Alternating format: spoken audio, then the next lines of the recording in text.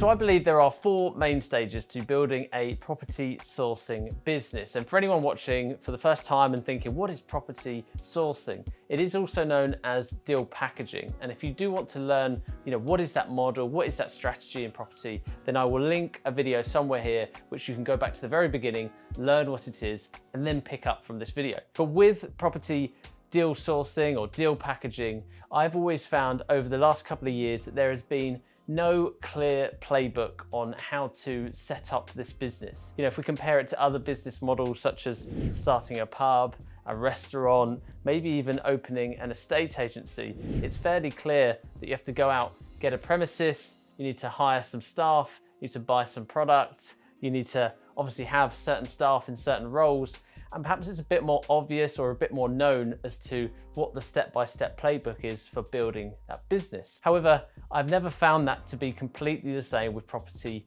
deal sourcing or building it as a business. It's somewhat of a mystery.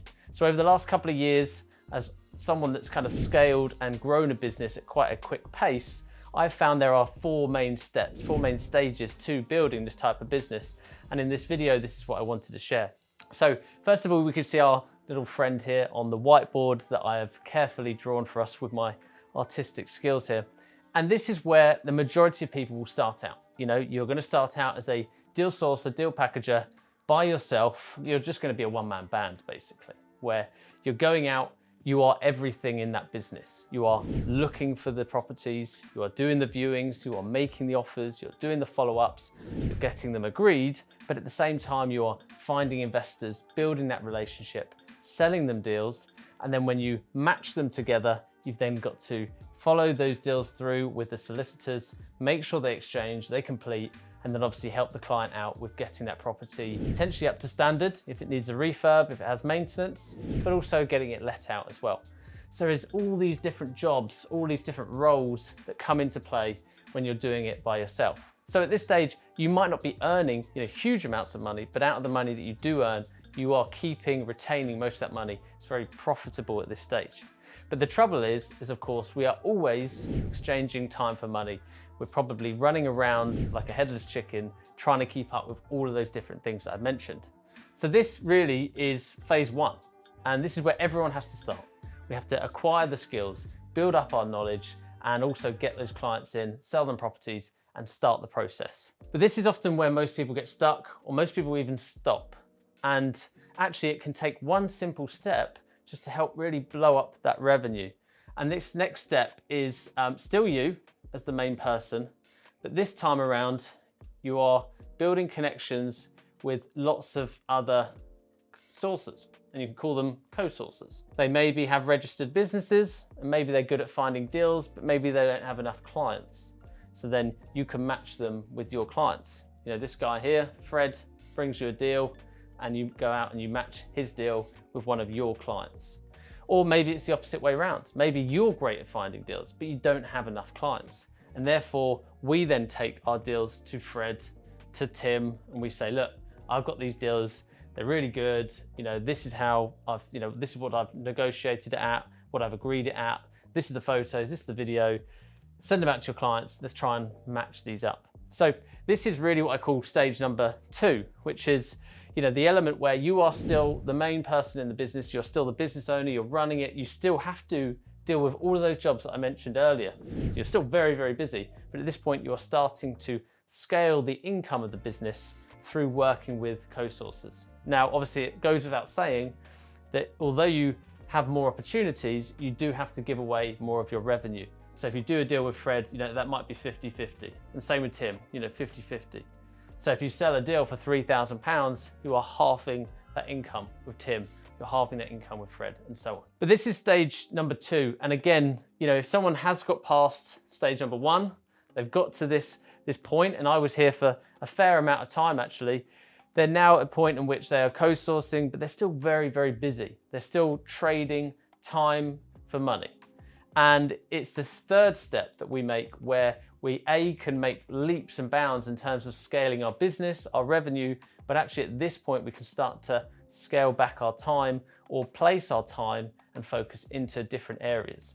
Perhaps me as a business owner, my time is better spent finding deals Or perhaps it's the other way around. Perhaps me as a business owner, my time is better spent meeting the investors. Perhaps the investors really trust in me and they want to talk to me. Whereas actually I can teach what it is to find a good deal, and I can teach that to someone else. They can go out, help me find a good deal whilst I'm taking on investors. Or whatever combination works best for your skill set and what you enjoy. It's very important that you focus on what you enjoy. So at this third stage, we kind of make a transition, and we may still well incorporate some of this co-sourcing model, but really for stage number 3, it's going to be, us still at the helm, the captain leading this ship. But now maybe we have, John, we've got Karen, we've got Peter, and these guys are all, working for us. So you might have Peter down here who, for example, maybe he's your project manager. Maybe every time a deal goes through, there's a lot of stress, a lot of requirement when it's, comes to looking after someone's refurb. Perhaps he's the man for you. He goes and checks in. He obviously takes care of the builders, makes sure the quality is on point, makes sure things are moving at the right timescale. You might then have another guy obviously out there doing viewings, making offers, talking to owners, talking to estate agents. He is your property buyer. He is helping you find good deals, bringing them back to the business, and then you can go off and match them with obviously your investors or anyone on your mailing list. And then Karen over here, she might be your sales progressor, your case progressor. She is the person within the business which is help pushing it through and making sure that, yep, we've agreed a sale, we found a property for that client, but now that money is still tied up in that pipeline until we get to a point in which we can actually get that through to exchange completion and take perhaps the remaining of our fee, or take all of the fee, or just conclude on that deal. And that needs to happen. That's a very important part, which a lot of us forget, because a lot of us don't like chasing solicitors. It's not the funnest thing to do. So this is stage 3. And I will say that, particularly whilst mentioning this, I'm very much at this part. I'm still growing that team. I'm still building that team. So I'm talking to you as someone that is going through this. I'm in the thick of it. And I still believe that I am learning things weekly, through making mistakes, but also having some successes. And the quicker that I can make those mistakes or have successes, the quicker I can build this, because I can learn from those things. The fourth and final thing, which I'm starting to come on to, is a point in which we have to try and increase the lifetime value of a customer.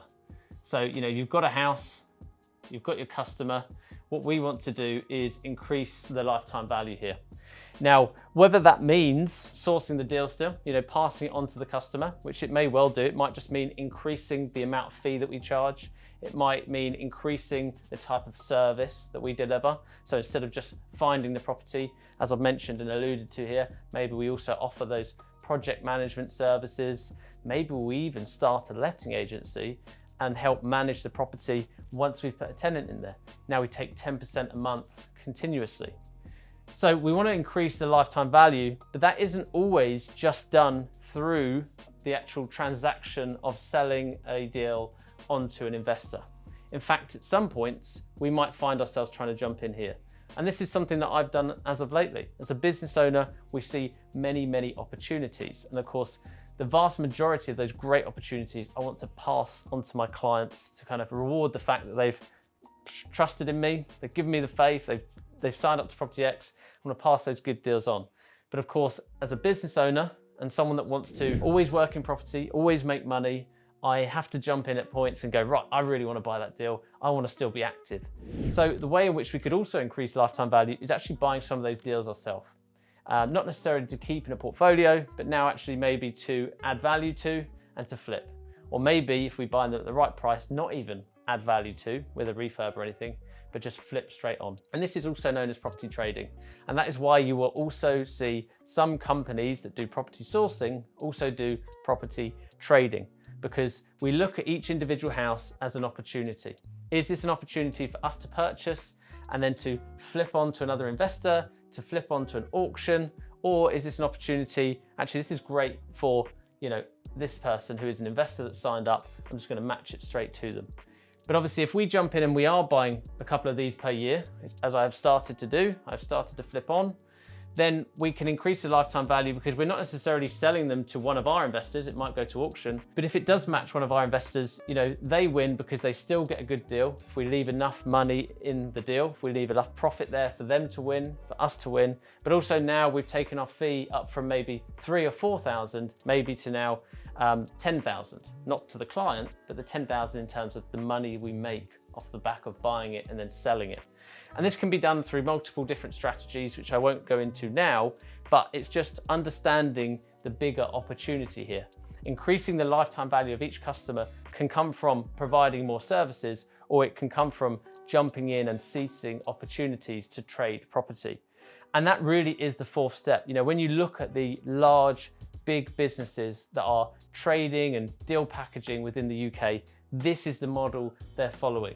They're going out to each individual property and seeing where the opportunity is. They're talking to the owner and they say to the owner, you know, what is your motivation? Why do you want to sell? How quickly do you want to sell? And based upon, you know, one of three responses, they will make a decision. You know, if the owner really has to sell imminently, they've got perhaps financial issues or they're fed up of a property, they want out, well, then they might accept a bigger discount because of the time urgency and the need. And therefore, the sourcing business can jump in and buy that for the right price. Perhaps they are willing to take a discount, they do want rid of the property, but they don't mind waiting for 2 or 3 months for that to go through if it means they get a bit more money. Well, that's perfect for our investors because our investors want a discount, but our investors aren't able to buy within 7, 14 or 21 days. So this is perfect for them, we can match it to them. Or third and finally, one thing that I don't do, which some of these larger companies do, is if you meet a vendor and you know they don't want to sell quickly, they're not in any urgent rush, they don't want to take a discount, but they do still want to sell and bring you their property, well then a lot of those companies will then list it on the market underneath their brand.